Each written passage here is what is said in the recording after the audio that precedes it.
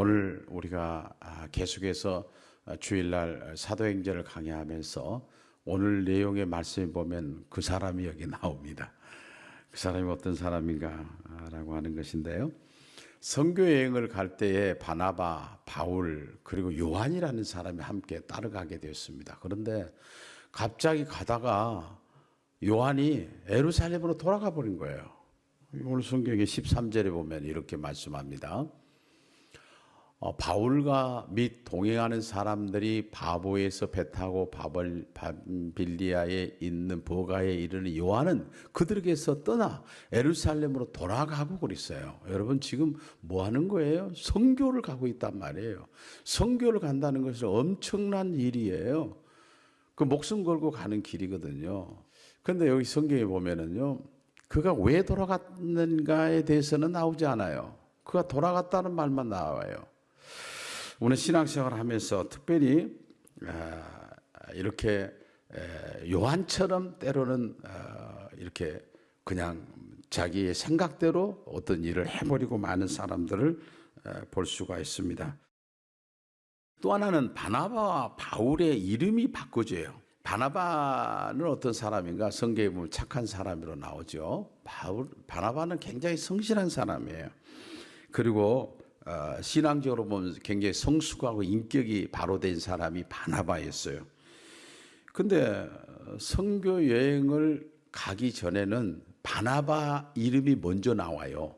다시 말하면 바나바가 예수님을 먼저 믿었고 했어요. 그리고 바나바가 바울을 소개해주고 다른 사람에게 안내도 해주고 바울을 어떤 사람이다. 옛날에는 예수 믿는 사람을 핍박했지만 이제는 예수 만나고 절대로 핍박하는 사람이 아니고 아주 좋은 분이 되었다. 그런 걸 소개해주러 다닌 사람이 누구였느냐? 바나바였어요. 바나바 리더 역할을 했어요. 그런데 오늘 갑자기 13장 2절에는 바나바 이름이 먼저 나옵니다. 볼까요? 내가 불러 시키는 일을 위하여 바나바와 사울을 따로 세우라 그래요. 그런데 오늘 이제 13장으로 들어와서 46절에 보게 되면 바울 이름이 먼저 나와요. 자, 볼까요? 바울과 바나바가 담대히 말하여 이르되 바울과 바나바 그래요. 자, 여러분 이제는 리더가 바꿔진 거예요. 그 전에는 바울이 리더가 아니에요. 바울은 바나바가 가잔 대로 이게 따라다니는 사람이었다고 하면, 소개시켜주고 그런 사람이었다고 하면, 이제는 선교를 나갈 때는 바울이 주도권을 잡는 거예요. 여기에 보니까 바울은 어떤 리더형이라 그렇게 볼 수가 있어요. 어떤 일을 계획하고 추진해 나가는데 아주 대단한 그런 파워를 가지는 사람이 바울이에요. 그런데 바나바는 보면은요, 굉장히 착한 사람 아니에요? 이 사람은 굉장히 협력형이에요. 아주 협력을 해요. 어떤 일을 좋게 하려고 하는 사람. 근데 하나님께서 우리 인간도 보면은 다 바울 같은 리더형으로 만들지는 않아요. 하나님께서 우리 인간에게 지체라고 하는 말씀을 하면서 하나님 우리에게 은사를 주시는데 때로는 바나바 같은 은사를 주세요. 이 사람은 앞에 나서서 리더로 막 추진력 있게 하는 것은 아니지만 뒤에서 잘 협조를 해주는 사람이에요. 교회 하나 이런 사회 속에서도 이런 바울형이 있고 바나바형이 있다고 하는 것을 우리에게 보여주고 있습니다. 그런데 바울이 이제 안디옥에 도착해 가지고 유대인들이 있는 그 회당에 들어가서 말씀을 전합니다. 설교를 해요. 근데 설교의 내용이 뭐였느냐라고 하는 것까지 성경은 말씀을 하고 있는데 16절에서 이렇게 합니다. 바울이 일어나 손짓하며 말하되 이스라엘 사람들과 및 하나님을 경외하는 사람들아 들으라 그래요. 들으라. 하나님께서 말씀하신 말씀을 들으라 하면서 23절에 그가 말하고자 하는 내용이 뭐냐면 23절에 이렇게 말합니다. 하나님이 약속하신 대로 이 사람의 후손에서 이스라엘을 위하여 구주를 세우셨으니 곧 예수라. 예수에 대해서 복음을 전하게 되었다라고 하는 것입니다. 어느 날 예수 그리스도가 갑자기 온 것이 아니라 예수 그리스도가 이 땅에 오게 된다고 하는 사실을 성경이 수없이 말씀을 하고 있습니다. 그런데 약속하신 구주를 세우기 위해서 하나님의 뜻을 맞는 사람을 하나님이 찾았다는 사실이에요. 그런데 하나님의 뜻에 맞는 사람을 하나님이 택해가지고 그 사람의 후손 가운데 예수 그리스도가 나오게 하겠다는 거예요. 그게 오늘 성경 22절에 이렇게 말합니다.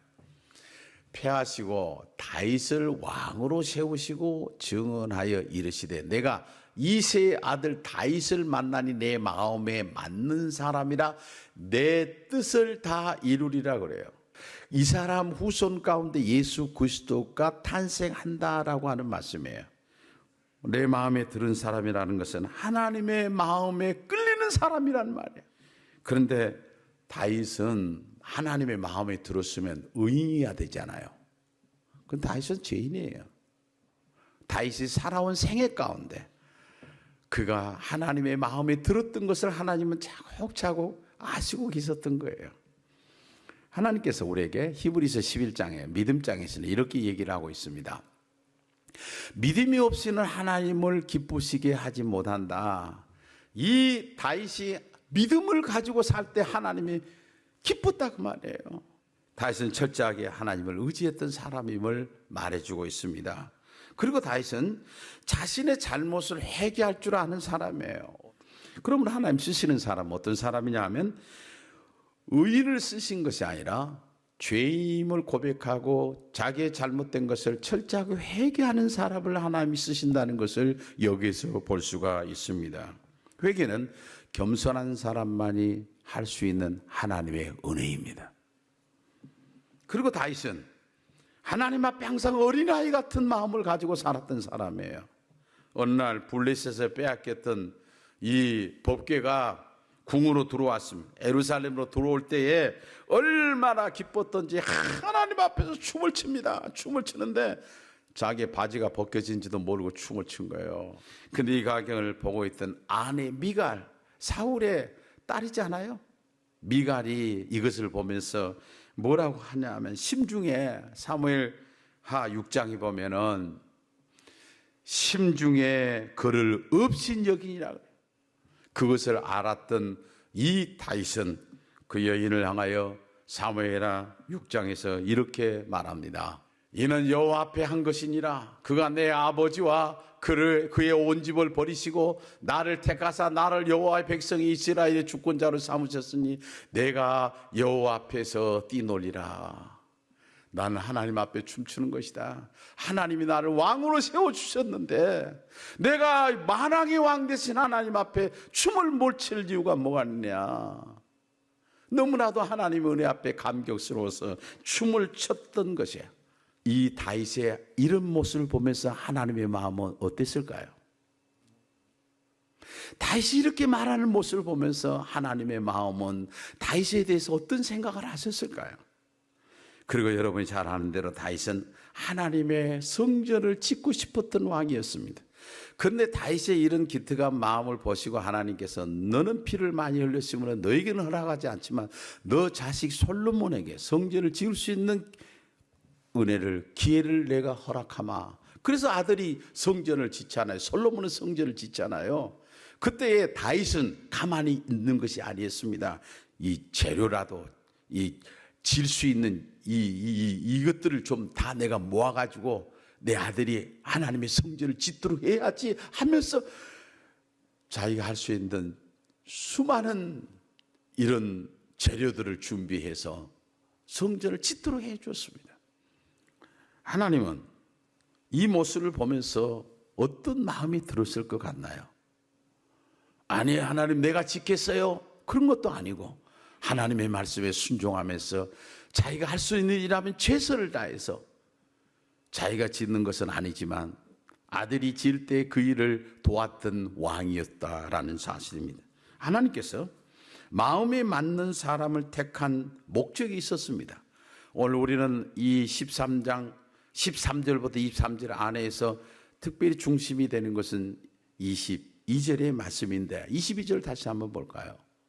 내 마음에 맞는 사람이라 내 뜻을 다 이루리라. 이런 다윗을 보면서 그래 맞다 다윗, 너 같으면 너라면 내가 원하는 계획을 너를 통해서 이루기를 원하는다. 내 뜻을 이루리라.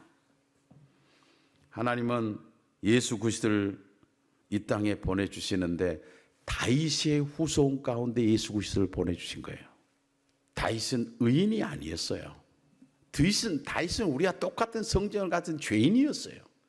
그럼에도 하나님이 그를 쓰셨던 건 뭔가 하면 주님 사랑하는 마음을 가지고 있던 이 다윗, 이것을 하나님 보신 거예요. 다윗은 하나님 어떤 뭔가를 바로 알았던 사람이었죠. 우리는 자신의 마음에 안 들면 하나님의 마음에도 안 들 걸로 생각하지만, 그러나 사람의 마음에는 안 들어도 하나님의 마음에 드는 사람들이 있어요. 이유는 하나님이 우리의 마음 중심을 보시고 계시기 때문에 그렇습니다. 하나님은 이런 다윗을 약속한 대로 이스라엘의 주권자로 삼고 그의 후손을 통하여 그의 나라를 영원히 견고하게 하셨습니다. 하나님께 다윗을 이렇게 세밀히 보셨던 하나님, 내가 생각할 때 나는 어떤 사람일까? 하나님이 나를 보시면 뭐라고 말할까? 우리는 다윗이 될 수는 없지만 다윗처럼 하나님의 마음에 드는 사람으로 살아갈 수는 있잖아요. 마지막으로 다시 한번 22장을 끝까지 보고 마치려고 합니다. 22절입니다. 다윗을 왕으로 세우시고 증언하여 이르되 내가 이새의 아들 다윗을 만나니 내 마음에 맞는 사람이라. 내 마음에 맞는 사람이라. 내 뜻을 다 이루리라.